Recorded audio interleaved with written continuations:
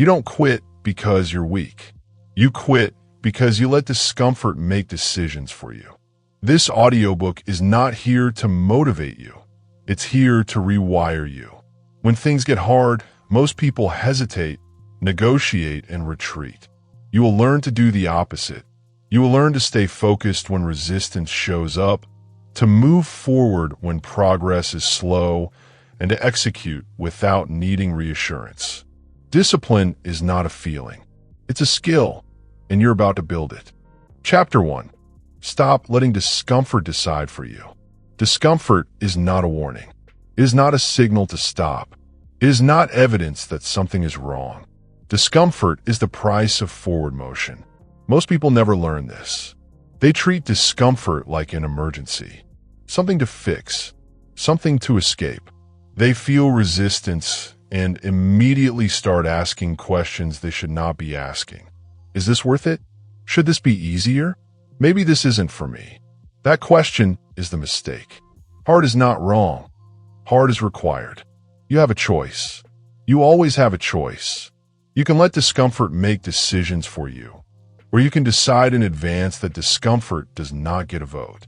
That's the key. Discomfort feels authoritative, but it has no authority. It only has sensation, pressure, weight, friction, and friction exists only because you are moving against resistance. No resistance means no progress. That is a first principle. If you are waiting to feel comfortable before you act, you are waiting to stop. It's not about pain. It's about control. It's not about struggle. It's about discipline. Hard is not wrong. Hard is required. Most people quit early, not because the task is impossible, but because they interpret discomfort as failure. They assume that if something feels difficult, they must be doing it incorrectly. That assumption ends progress before it begins. Correct the assumption. Replace it with a rule. Rule 1. Discomfort means the system is working. You do not need to feel confident to act. You do not need to feel ready. You do not need reassurance. You don't need their permission. Not from others. Not from your own emotions. There are people who built strength while tired. People who learned skills while confused. People who showed up while doubting themselves. They did not wait to feel prepared. They moved first. Clarity came later. That is not personality. That is training. Hard is not wrong. Hard is required. Consider the person who starts exercising after years of inactivity. The body resists. The lungs burn. The muscles ache. Nothing about that experience feels encouraging, but nothing about it is wrong. The discomfort is simply the body adapting to a higher demand. The same rule applies to focus, to discipline, to consistency, to building anything meaningful. The discomfort is not the problem. The interpretation is. You have a choice. You can interpret discomfort as danger, or you can interpret it as data. Data tells you one thing.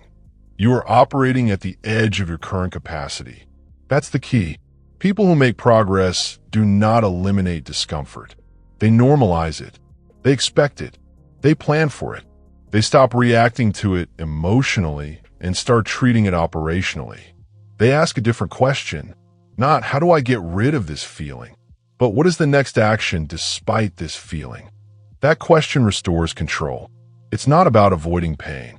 It's about refusing to let pain steer. Hard is not wrong. Hard is required.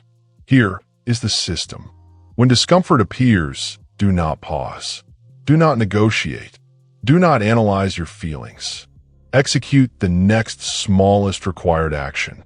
Not the perfect action. Not the full plan. The next action. This removes drama from the process. It turns progress into mechanics instead of emotion. You don't rise to the level of motivation. You fall to the level of your systems. That's the key. Discomfort loses its power when it is no longer allowed to delay action. It can exist. It just cannot decide. Most people give discomfort a microphone. They listen. They respond. They comply. That is how habits collapse. Discipline is silent. Execution is quiet. You show up. You do the work. You leave. Hard is not wrong. Hard is required. There is another mistake people make. They assume that discomfort should decrease quickly. When it doesn't, they conclude something is broken. This leads to inconsistency, starting and stopping, recommitting and quitting. Correct this expectation. Rule 2. Discomfort lasts longer than enthusiasm. That does not mean you are failing. It means you are early. Early stages are uncomfortable because your identity has not caught up to your actions yet. You are acting like someone you are not used to being. That friction is identity change in progress. You have a choice. You can retreat to who you were, or you can tolerate the discomfort long enough to become someone else. That's the key. People who grow do not ask for comfort. They build tolerance. They build capacity. They let repetition do the work. Hard is not wrong. Hard is required. Notice something important. Discomfort often increases right before competence appears, right before routines form, right before the work becomes automatic. This is where most people quit, not because they can't continue, but because they misread the signal. They think discomfort means stop. It actually means stay. Stay with the process. Stay with the schedule. Stay with the rule you set when you were calm. You don't need their permission, not even your own. Your emotions are allowed to exist. They're not allowed to command. That's discipline. Here is another rule. Rule 3. You decide standards when things are easy, and you obey them when things are hard. If you only follow rules when you feel good, you do not have rules. You have preferences. Preferences collapse under pressure. Standards do not. Hard is not wrong. Hard is required. This chapter is not asking you to like discomfort. It is asking you to stop being surprised by it, to stop debating it, to stop obeying it. You're not here to feel good. You are here to become reliable. Reliable to yourself. Reliable under stress. Reliable when the initial excitement disappears. That reliability is built one decision at a time. You feel resistance. You act anyway. You feel uncertain. You act anyway. You feel slow progress. You act anyway. That's the pattern. That's the system. That's the key. And once you stop letting discomfort decide, something changes. You begin to trust yourself. Not because things are easy, but because you know you will not retreat the moment they become hard. Hard is not wrong. Hard is required. In the next chapter, we will remove another liability, motivation. Because if discomfort is not allowed to decide, then motivation cannot be allowed to lead. Structure must replace it. And structure is what carries you forward when feelings fail. Chapter 2. Motivation is unreliable. Structure is not. Motivation is not a foundation. It is a mood. Moods fluctuate. Moods respond to sleep, stress, praise, weather, progress, and doubt. If your discipline depends on motivation, your discipline will collapse the moment conditions change. That is not a character flaw. That is a design flaw. Structure solves this. Motivation asks, do I feel like it today? Structure states, this happens today. That's the difference. Disciplined people do not feel more motivated than others. They simply removed motivation from the decision-making process. They stopped asking emotional questions and started following pre-built rules. I don't decide daily, I decided once. That phrase matters because daily decision-making is where consistency dies. Every decision costs energy. Every reconsideration opens the door to negotiation. And negotiation always favors comfort. You have a choice. You can decide repeatedly, or you can decide once and execute repeatedly. That's the key. Most people wake up each day and reassess their commitments. Do I feel like training today? Do I feel focused? Is today a good day to work? By noon, they're already mentally exhausted, not from effort, but from indecision. Structure eliminates that exhaustion. Structure says, at this time, I do this action.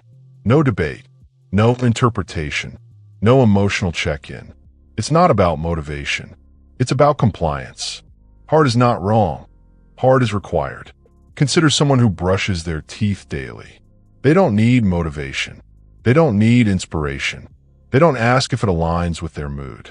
The action is automatic because the decision was made long ago. That is the model. Anything you want to be consistent at must be treated the same way. Fixed time, fixed behavior, minimal choice. I don't decide daily, I decided once. This is how disciplined people protect themselves from themselves. They know that future versions of them will be tired, distracted, and tempted. So they build systems that operate even when willpower is low. They do not trust motivation.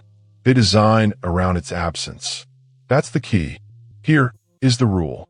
Rule 1. If an action matters, it must be scheduled. Not planned. Scheduled. A plan can be postponed.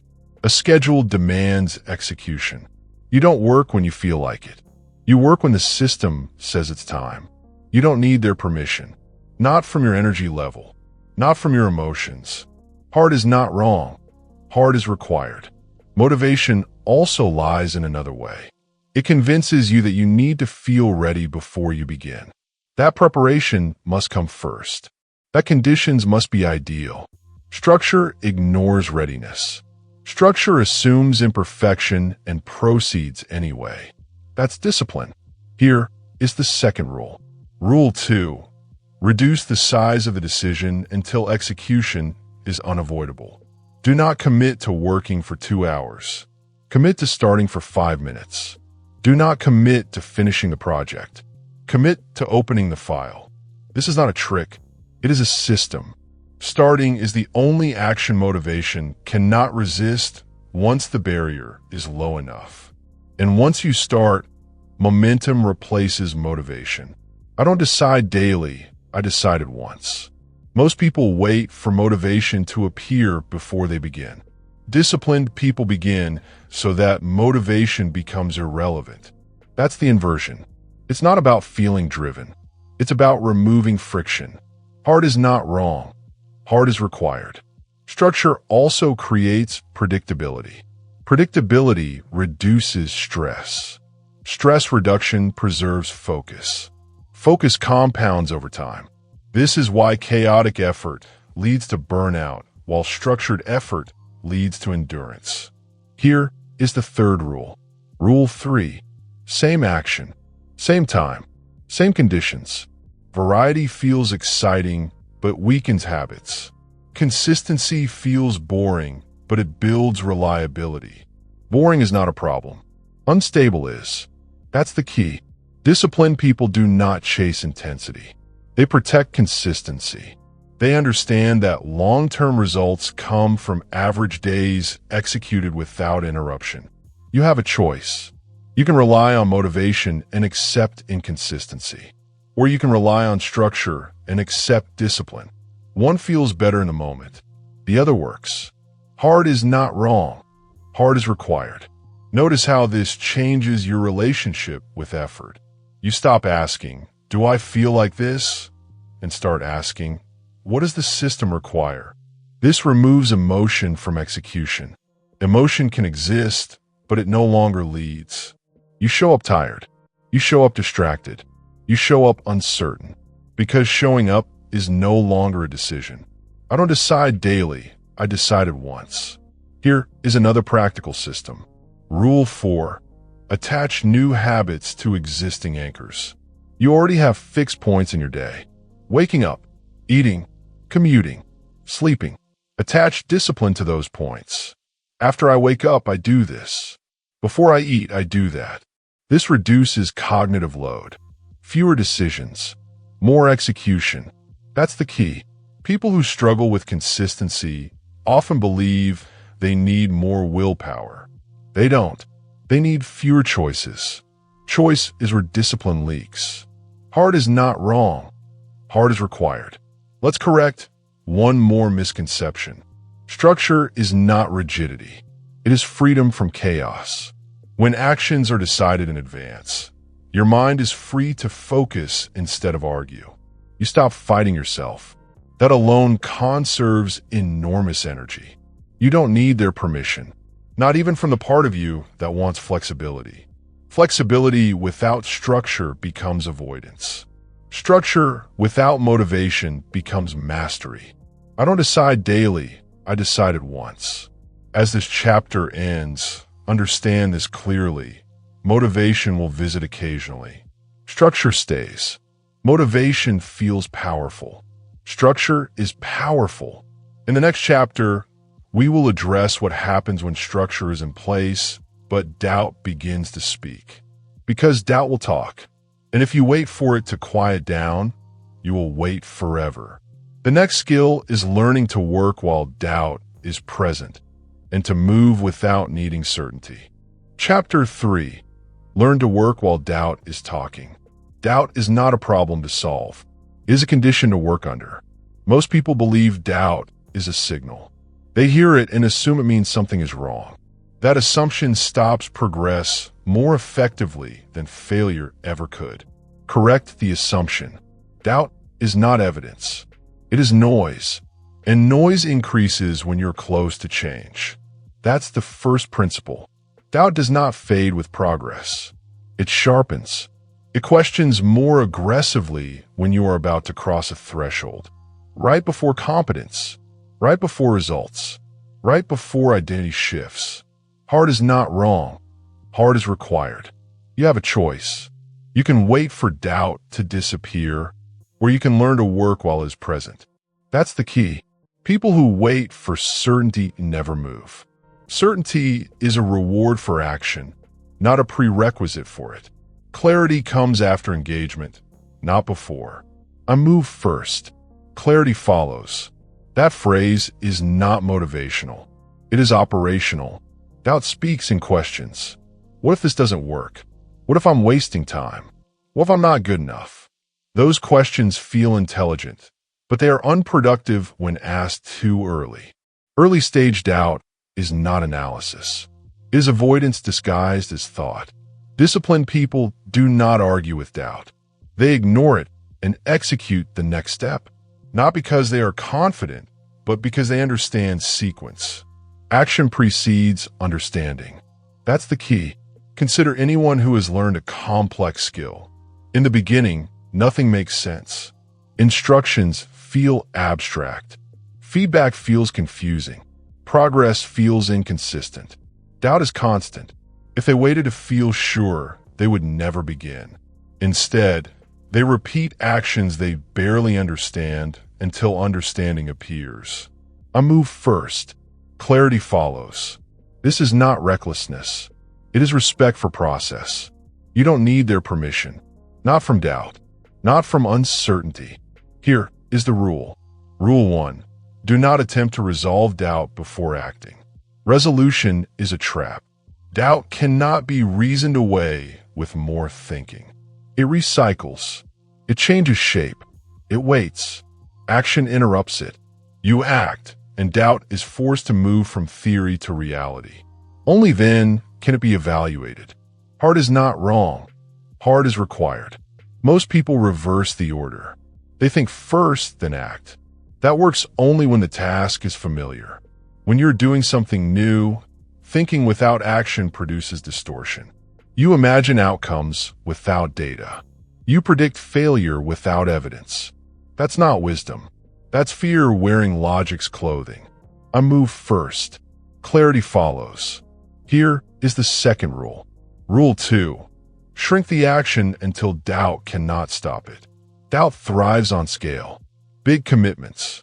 Big consequences. Big expectations. Reduce the scope, and doubt loses leverage.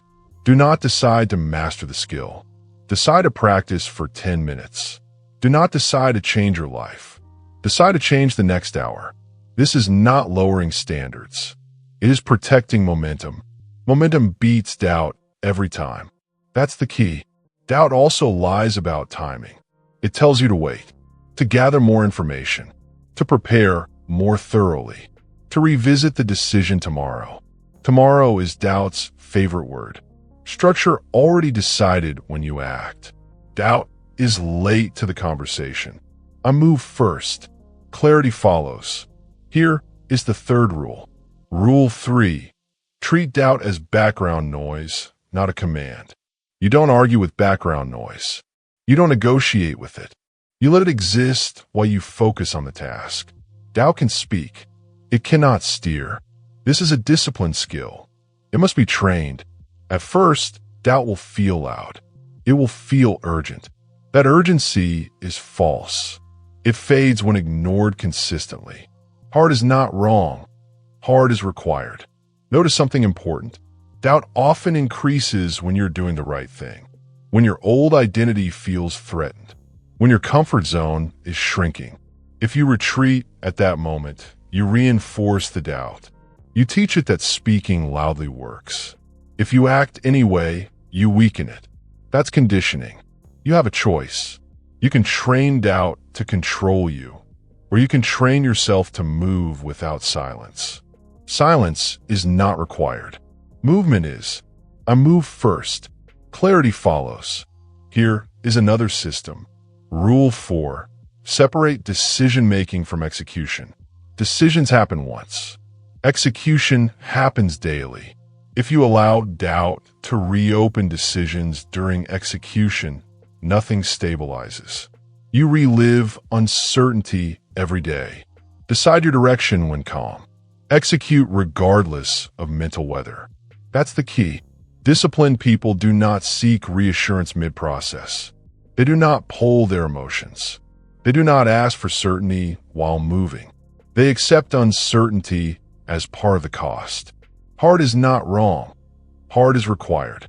There is a deeper reason doubt appears. Doubt protects identity. It tries to keep you aligned with who you have been, not who you are becoming. Change threatens familiarity. Familiarity feels safe, even when it produces poor results. Doubt is loyalty to the old version of you. You do not need to honor that loyalty. You don't need their permission. Not from the past. Not from habit. I move first. Clarity follows. Over time, something shifts. As actions repeat, patterns emerge. Skills form. Feedback becomes clearer. Doubt does not vanish, but it loses credibility. Not because you argued with it, because you outworked it. That's discipline. Understand this clearly. Confidence is not required for action. Confidence is the byproduct of survived uncertainty. You survive uncertainty by acting. Hard is not wrong. Hard is required. As this chapter ends, remember the sequence. You act, then you learn. You move, then you see. You execute, then clarity arrives. In the next chapter, we will address another silent killer of consistency. The expectation that results should arrive on your schedule. Because even when you act despite doubt, delayed results can reopen old questions. And if you do not understand delay, you will misinterpret progress and quit too early. Chapter 4. Stop expecting results to arrive on schedule. Results are not punctual. They do not respond to urgency. They do not care about effort alone. Most people quit because they confuse delay with failure. Correct that error. Delay is not a verdict. It is a phase. Results lag. Discipline doesn't. You have a choice. You can measure progress only by visible outcomes, or you can measure it by continued execution. One makes you unstable. The other makes you durable. That's the key. Effort and results do not move in parallel lines. They move in staggered waves. Effort comes first. Results come later. Sometimes much later. This gap is where most people lose control of their behavior. They do the work. They wait. They see nothing. They stop. Not because the system failed, but because their expectations were poorly designed. It's not about effort.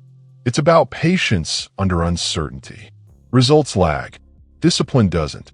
Every meaningful skill, habit, or transformation follows this pattern. Early effort produces little evidence. Progress happens beneath the surface. Neural connections form. Strength accumulates. Competence develops quietly. Nothing looks different until suddenly it does. If you quit during the quiet phase, you never reach the visible one. That's the cost of impatience. You don't need their permission. Not from timelines. Not from outcomes. Here is the first rule. Rule 1. Separate effort from evidence. Your job is effort. Evidence is delayed. When you demand proof too early, you sabotage consistency. You turn discipline into a transaction. I'll keep going if I see something. That bargain always collapses. Disciplined people do not bargain. They commit. Results lag. Discipline doesn't. Most people believe results should arrive proportionally. If they work hard for a week, something should change. If nothing changes, they assume the work was pointless. That belief is incorrect. Progress is nonlinear. It stacks quietly and reveals itself suddenly. This is not theory. This is how learning, conditioning, and mastery operate. Expecting immediate results is not optimism. It is ignorance of process. That's the key. Here is the second rule. Rule 2. Measure success by adherence, not outcome. Did you follow the system today? Did you execute the scheduled action? Did you show up regardless of feedback? If yes, the day counts. Outcomes are lagging indicators. Adherence is the leading one. Results lag. Discipline doesn't. This rule stabilizes behavior. It removes emotional volatility. You stop riding the highs of progress and the lows of delay. You become consistent. Consistency compounds. Emotion does not. Hard is not wrong. Hard is required. There is another reason delayed results cause quitting. Ego. People want confirmation that they are doing something right. They want acknowledgement, proof, validation. The process does not provide that on demand. If you require validation to continue, you will stop early. You don't need their permission. Not from others. Not from progress reports. Here is the third rule. Rule 3. Assume the work is effective until proven otherwise. Do not constantly reassess. Do not endlessly tweak. Do not abandon the system at the first sign of silence. Silence is normal. Evaluation happens at scheduled intervals, not emotional ones. You review monthly, not daily. You adjust based on data, not impatience. That's the key. People who succeed long-term are not smarter. They are calmer under delay. They understand that the absence of results is not an emergency. They continue anyway. Results lag. Discipline doesn't. Consider physical training. Strength gains are invisible at first. Endurance improves quietly. Coordination refines slowly. If you quit after 2 weeks because nothing looks different, you misunderstand biology. The same applies to focus, to habits, to personal change. Internal change precedes external proof. That sequence does not change because you want it to. Hard is not wrong. Hard is required. There is also a psychological trap here. When results are delayed, doubt returns. Old questions resurface. Is this working? Should I change direction? Maybe this isn't for me. This is not insight. This is impatience under pressure. Structure protects you here. The system continues regardless of mood. You do not reopen decisions just because outcomes are quiet. I move first. Clarity follows. And results follow later. That's the sequence. Here is the fourth rule. Rule 4. Decide in advance how long you will commit before evaluating. 30 days, 60 days, 90 days. Pick a window. Honor it fully. No mid-course quitting. No emotional audits. This creates psychological safety. You know when evaluation will happen, so you stop demanding answers early. Results lag. Discipline doesn't. Most people sabotage themselves by constantly checking for progress. This creates anxiety. Anxiety increases emotional decision-making. Emotional decision-making breaks systems. Stop checking. Execute. Log the work. Move on. That's discipline. You have a choice. You can require proof before commitment, or you can commit long enough to create proof. One leads to stagnation. The other leads to transformation. Results lag. Discipline doesn't. Understand this clearly. Delayed results are not neutral. They are a test, a filter. They remove people who require immediate reinforcement. They reward those who can operate without applause. Quiet progress is real progress. You don't need their permission. Not from timelines. Not from outcomes. Over time, something shifts. Results appear. Often suddenly. Often disproportionately. People call it luck. They call it talent. They call it overnight success. They never saw the silent phase. You lived it. Hard is not wrong. Hard is required. As this chapter ends, lock this principle in place. You do not quit because results are late. You do not change course because evidence is quiet. You do not panic because progress is invisible. You execute the system. In the next chapter, we will address another moment where discipline collapses, the days when energy is low and conditions are imperfect. Because even with structure, doubt handled, and patience in place, you will face days where you feel empty. And you must learn to show up anyway. Chapter 5, build the skill of showing up empty. You will not always feel ready. You will not always feel strong. You will not always feel capable. That is not a flaw. That is reality. Most people wait to feel energized before they act. They treat low energy as a valid excuse.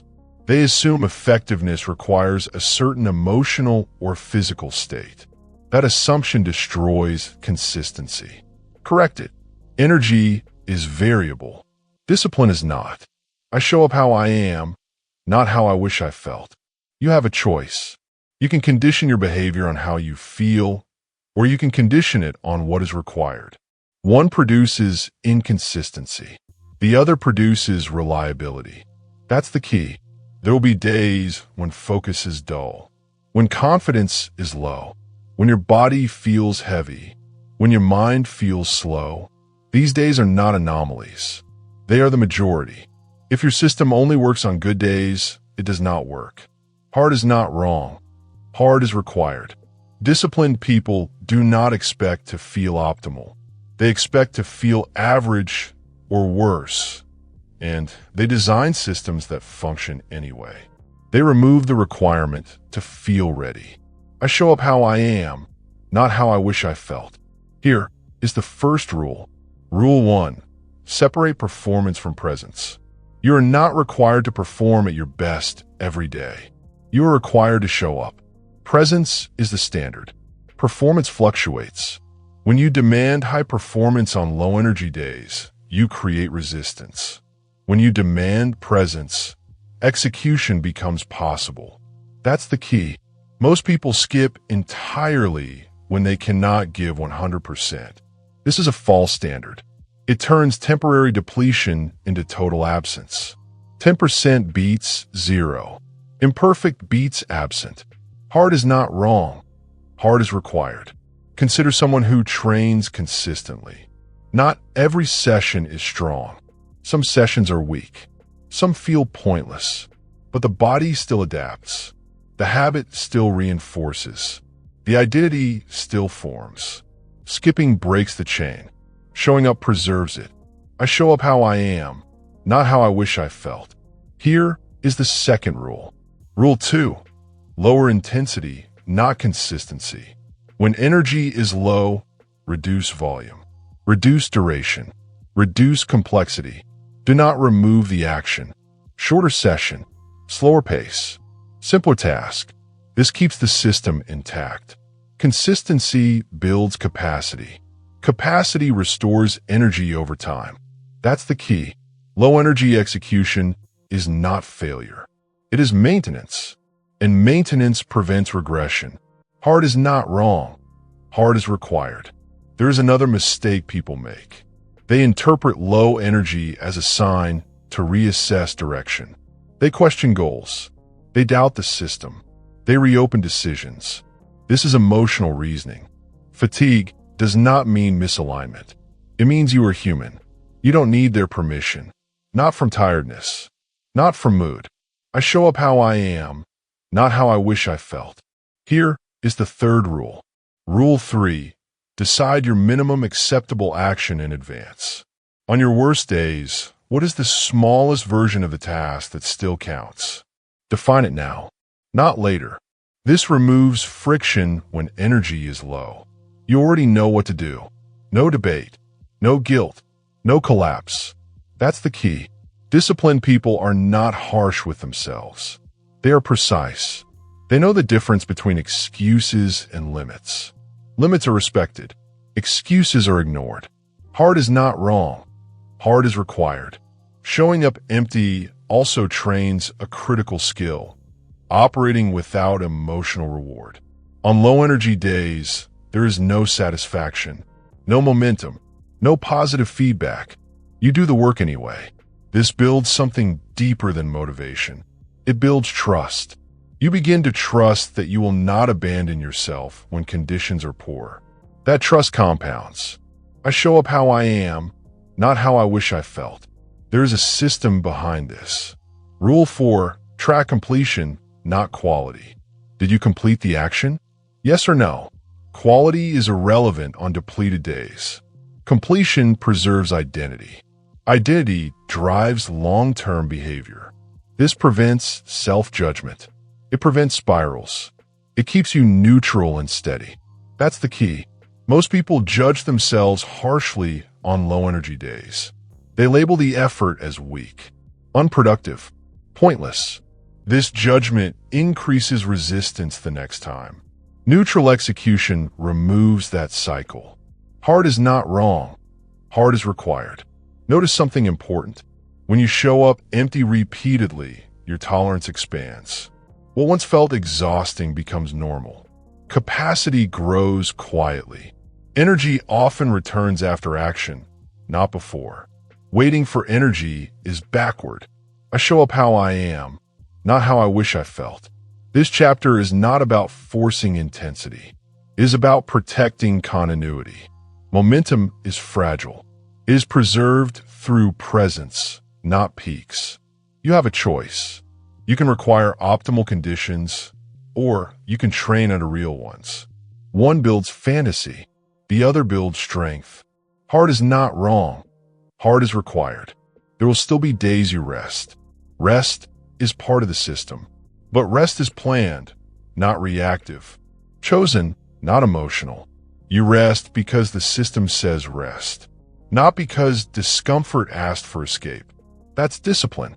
You don't need their permission. Not from fatigue. Not from doubt. Over time, this changes how you see yourself. You stop identifying as someone who works only when inspired. You become someone who is reliable under variation. Reliable beats talented. Reliable beats motivated. I show up how I am, not how I wish I felt. As this chapter ends, lock this rule in place. You do not wait to feel full before you act. You do not demand confidence, clarity, or energy as prerequisites. You show up. You execute the minimum. You preserve the chain. In the next chapter, we will confront another hidden reason people quit, the desire for immediate emotional relief. Because even when you show up empty, the temptation to stop for comfort will appear.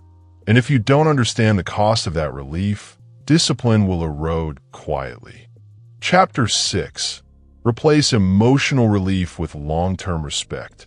Relief is seductive. It feels immediate. It feels justified. You stop the task. The pressure drops. The discomfort fades. Your body relaxes. For a moment, everything feels better. That moment is expensive. Short-term relief costs long-term confidence. Most people think quitting feels bad. It doesn't. Quitting feels good at first. That is why it's dangerous. The cost is delayed, invisible, and cumulative. Correct the misunderstanding. The problem is not that quitting hurts. The problem is that it trains you. You have a choice. You can choose relief now and pay later, or you can choose discomfort now and collect trust later. That's the key.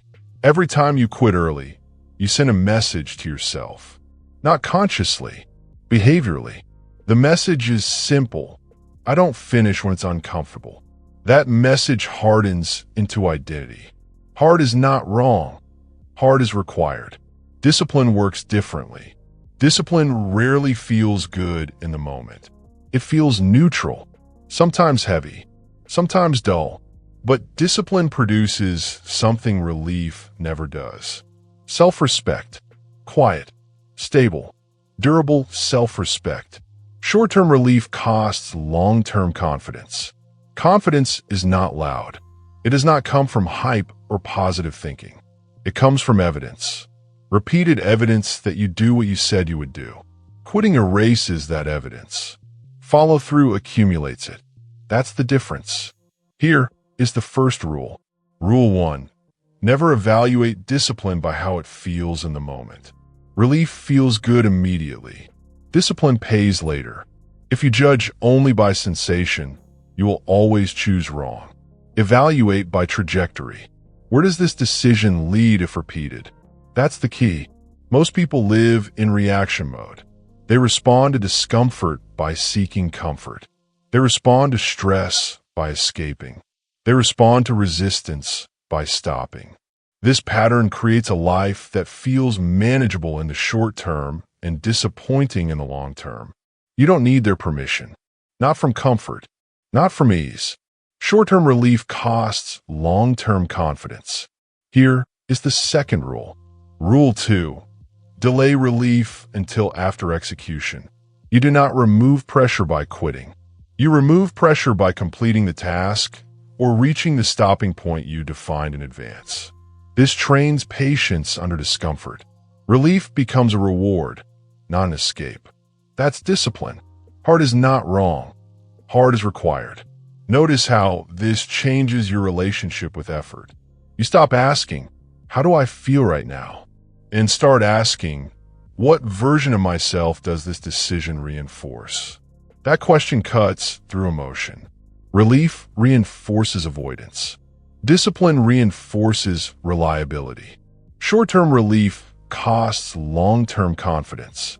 There's another layer here. When you quit for relief, you do not actually eliminate discomfort. You postpone it. Guilt appears. Self-doubt follows. Trust erodes quietly. The discomfort returns, multiplied. Discipline feels heavy once. Avoidance feels heavy repeatedly. That's the trade. Here is the third rule. Rule 3. Track self-trust, not comfort. After each day, ask one question. Did I keep my word to myself? Yes or no? This shifts your reward system. You stop chasing comfort and start valuing integrity. Integrity is calming. Comfort is temporary. That's the key. Disciplined people are not emotionless. They feel the same urge for relief as anyone else. The difference is they recognize the urge as a cost, not a command. They let the urge exist. They do not obey it. You have a choice. You can obey the urge and weaken your future self, or you can resist it and strengthen your future self. Short-term relief costs long-term confidence. This is why discipline feels quiet. There is no dramatic payoff in the moment. No surge, no applause. The reward accumulates internally. You begin to trust yourself. You begin to rely on yourself. You begin to feel steady. That steadiness becomes power. Hard is not wrong. Hard is required. Here is the fourth rule. Rule 4. Define quitting points in advance. You're allowed to stop, but you decide when you stop before the discomfort arrives. Time-based stops. Completion-based stops. Clear endpoints. This prevents emotional quitting. You stop because the rule says stop, not because relief asked. That's discipline. Short-term relief costs long-term confidence.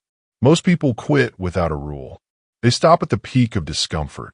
That trains the nervous system to associate pressure with escape. Over time, tolerance shrinks. Disciplined stopping trains the opposite. Pressure does not automatically trigger retreat. You stay until the rule is met. Tolerance expands. That's conditioning. You don't need their permission. Not from stress. Not from fatigue. Replace relief-seeking with rule-following. That is the shift. Over time, something subtle changes. You stop doubting yourself. Not because things are easy, but because you know you will not abandon yourself when they are hard. That knowledge is confidence. Short-term relief costs long-term confidence. As this chapter ends, lock this principle in place. You do not choose based on what feels good now. You choose based on what builds respect later. In the next chapter, we will focus on how discipline is actually built, not through intensity or excitement, but through boring, repetitive consistency. Because the ability to tolerate monotony is what separates people who start from people who finish. Chapter 7. Train consistency through boring repetition. Mastery is not built in excitement. It is built in repetition. It is built in routine. Most people chase novelty. They look for stimulation. They seek the unusual, the inspiring, the exciting. That behavior produces short-term spikes, not long-term results. Boring done daily beats exciting done rarely. You have a choice. You can pursue stimulation or you can pursue consistency. That's the key. The foundation of skill is simple, dull, repeatable action.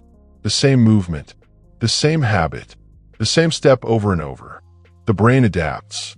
Muscles adapt. Attention adapts. Identity adapts. All without drama. Boring done daily beats exciting done rarely. Consider examples. Athletes who lift the same weights week after week. Writers who write one page every morning. Musicians who practice scales repeatedly. The work is repetitive. It is dull. It produces results invisible to the impatient eye. Results appear because repetition compounds. Excitement does not compound. Hard is not wrong. Hard is required. You don't need inspiration to begin. You need systems. Here is the first rule. Rule 1. Design microsystems that are easy to repeat daily. Reduce friction. Reduce complexity. Reduce novelty. The action must be so simple that skipping feels like a bigger effort than doing it. That's consistency engineered. Boring done daily beats exciting done rarely. Most people fail because they overestimate motivation. They start with intensity. Big sessions. Long hours. Complex plans. These feel exciting at first, but they collapse under pressure. They are unsustainable. Discipline is built in the low-intensity, repetitive grind. Hard is not wrong. Hard is required. Here is the second rule. Rule 2. Track repetitions, not outcomes. Do not measure daily progress by results. Measure it by adherence. Did you do the same small action today that you did yesterday? Did you follow the pattern? Repetition compounds faster than inspiration. Routine produces what excitement cannot. Boring done daily beats exciting done rarely. There is another principle. Boredom is not a problem. It is a signal that you are on the right path. When repetition becomes dull, the system is taking over. Your identity is being shaped quietly. Most people misinterpret boredom. They quit.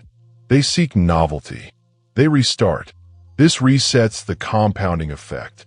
That's why consistency is rare. That's why most fail. Hard is not wrong. Hard is required. Here is the third rule. Rule 3. Standardize the process, not the result. Do not tie habit to achievement. Tie habit to action. One push-up, one paragraph, one small step, done consistently, done daily. Results are delayed. Systems are immediate. Systems produce progress regardless of how you feel. Boring done daily beats exciting done rarely.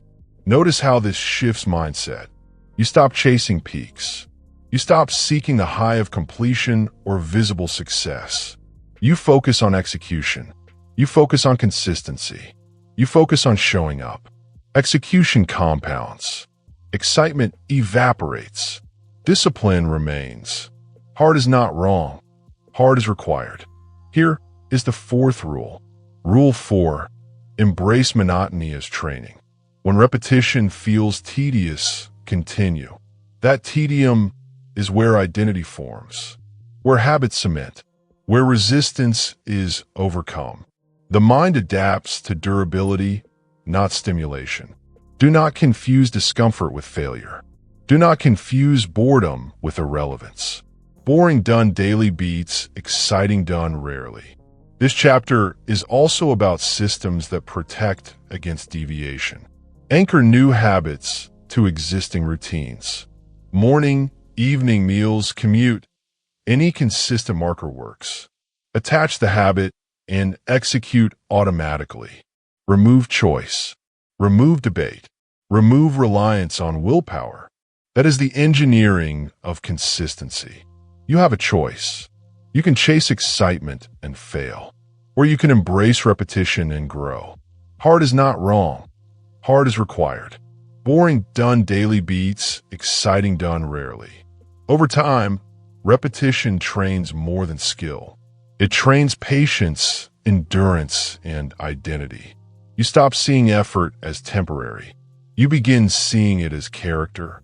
You do not quit when boredom arises. You do not skip when resistance appears. You execute because the system demands it. You execute because your identity demands it. Execution compounds quietly. Excitement burns out quickly. That is the advantage of the disciplined. As this chapter closes, understand this principle. Mastery is earned in the silent repetition you perform when no one is watching and nothing is exciting. That is where capacity is built, where reliability is forged, and where results emerge without drama. In the next chapter, we will confront the internal saboteur, the version of you that negotiates and quits when pressure rises. Because even with repetition mastered, internal debate can undo months of progress if left unchecked. Chapter 8. Stop negotiating with the version of you that quits. Discipline does not fail because the work is too hard. It fails because you allow negotiation. The version of you that wants to quit speaks constantly. It argues. It rationalizes. It whispers excuses. It asks questions you do not need to answer. There is no debate, only execution. You have a choice. You can listen, or you can act. That is the key. Most people negotiate with themselves at the first sign of resistance. Maybe I can rest today. Maybe I'll start tomorrow. Maybe I'm not ready. These statements feel reasonable. They feel safe. They are not.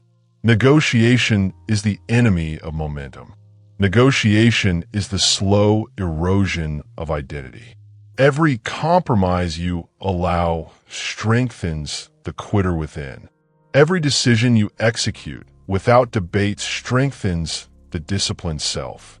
There is no debate, only execution. Here is the first rule. Rule 1. Recognize the saboteur immediately. Identify the moment the internal dialogue shifts from instruction to negotiation. Hear the excuses. Acknowledge them. Then continue the action anyway. Excuses exist to be ignored. Execution exists to be followed. Hard is not wrong. Hard is required. Consider someone learning a new skill. The task becomes frustrating. Progress slows. The inner voice says, "This is pointless." Stop. The disciplined person does not respond to the argument. They act. They repeat the step. They endure the discomfort. There is no debate, only execution. Here is the second rule. Rule 2. Pre-decide actions to eliminate negotiation. Decide what will happen tomorrow, the next hour, the next session. When the time comes, no internal vote is allowed. The system dictates the behavior. Choice is the point of failure. Pre-decided execution is the solution. There is no debate, only execution. Most people think discipline is about willpower. It is not. Discipline is about eliminating opportunity for argument. It is about creating a process that runs regardless of mood or doubt. Hard is not wrong. Hard is required. Here is the third rule. Rule 3. Treat the quitter within as a separate entity. Separate your identity from the desire to stop. Do not internalize the voice. Observe it. Respond by acting anyway. Quitting is not a negotiation partner. It is a signal of resistance. Your job is execution. There is no debate, only execution. Notice something important. The inner voice will escalate. It will intensify. It will argue that conditions are unfair, tasks are too long, or results are too slow. This is normal. It is expected. It is predictable. Your response is fixed. Act. Repeat the rule. Obey the system. Hard is not wrong. Hard is required. Here is the fourth rule. Rule 4. Anchor identity to execution, not feelings. Every time you obey without negotiation, your identity updates. You reinforce the version of you that does not quit. You weaken the version of you that negotiates. Over time, negotiation loses credibility. Execution becomes automatic. There is no debate, only execution. Most failures happen internally, not externally. External challenges matter. Internal compliance matters more. If you cannot shut down the voice within, no system outside will sustain you. Your own mind becomes the enemy. That is why mastering negotiation is critical. That is why identity-based rules are superior to motivation. Hard is not wrong. Hard is required. You have a choice. Every decision presents two paths: negotiate or execute. Choose execution. Repeat consistently. Do not pause to debate. Do not pause to justify. There is no debate, only execution. This chapter is about training automatic compliance with your rules. It is about converting resistance into obedience. It is about building the habit of following through, even when the mind protests. Over time, your internal dialogue shifts. The quitter speaks less. Execution dominates. Identity strengthens. That is discipline. As this chapter closes, remember this principle. The moment negotiation begins, your response is pre-decided. You do not argue. You do not rationalize. You act. In the next chapter, we will explore how identity itself can carry you when willpower fails. Because even with negotiation eliminated, you must anchor behavior to who you are becoming, not who you feel like today. Chapter 9. Let identity carry you when willpower fails. Willpower is limited. It fluctuates. It burns out. Most people rely on willpower to bridge the gap between intention and action. That is why most people fail. Because willpower alone cannot sustain repeated effort under discomfort. Discipline must be deeper. It must be embedded in identity. This is just what I do now. You have a choice. You can act based on desire and energy, or you can act based on who you are becoming. That's the key. Identity-based action is effortless because it removes negotiation. It removes debate. It removes reliance on transient states of emotion. The decision is no longer external. It is internal. When the task aligns with identity, execution becomes automatic. You do not ask, "Do I feel like it?" You do not hesitate. You do not bargain. You act because this is who I am. This is just what I do now. Consider athletes, musicians, writers, and entrepreneurs who maintain habits over decades. They do not rely on motivation. They do not rely on excitement. They rely on identity. They are not asking whether to act. They are already the person who acts. Hard is not wrong. Hard is required. Here is the first rule. Rule 1. Decide your identity before the task. Do not choose actions and hope identity follows. Choose identity and let actions align naturally. I am someone who completes tasks daily. I am someone who trains regardless of mood. I am someone who executes under pressure. These statements are anchors. They carry you when energy and motivation fail. This is just what I do now. Most people act based on outcomes. They ask, what will this get me? Or will this succeed? Outcome-based action is fragile. Outcomes are delayed. Outcomes fluctuate. Identity is constant. Here is the second rule. Rule 2. Anchor every habit to identity, not reward. Do not chase results. Chase consistency. Chase alignment. I am someone who acts. I am someone who shows up. I am someone who completes the work, no matter what. This removes hesitation. This removes doubt. This removes reliance on willpower. This is just what I do now. Notice the compounding effect. Every small action reinforces identity. Every repeated choice strengthens the self-image. Every time you obey without debating, identity becomes harder to break. Hard is not wrong. Hard is required. Here is the third rule. Rule 3. Treat identity as the operating system. Decisions flow from identity. Behaviors align with identity. Actions execute automatically. When willpower fails, identity carries you. When motivation fades, identity carries you. When energy drops, identity carries you. This is not theory. It is how humans operate. Identity shapes behavior more reliably than emotion, desire, or logic. This is just what I do now. There is also a subtle principle. Identity is strengthened in moments of resistance. When you act despite discomfort, doubt, or fatigue, you reinforce who you are becoming. You're not just doing tasks. You are reprogramming yourself. Hard is not wrong. Hard is required. Here is the fourth rule. Rule 4. Repeat the phrase to anchor behavior. This is just what I do now. Say it. Internalize it. Let it replace negotiation.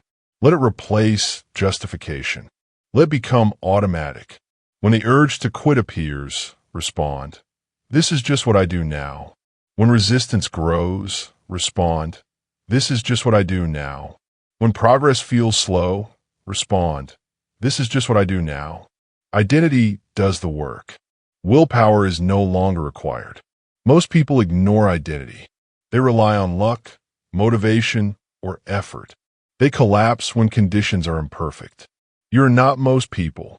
You build systems. You build identity. You build reliability.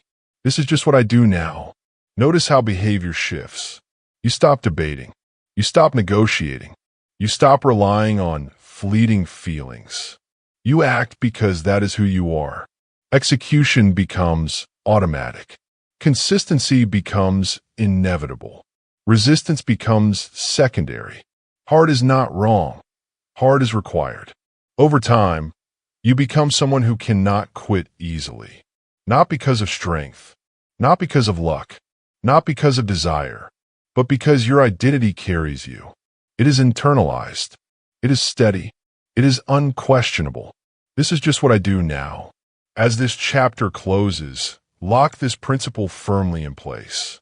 Do not rely on motivation. Do not rely on enthusiasm. Anchor your actions in identity. Let it carry you when all else fails. In the next chapter, we will examine how to reinterpret resistance itself as proof you are on the right path.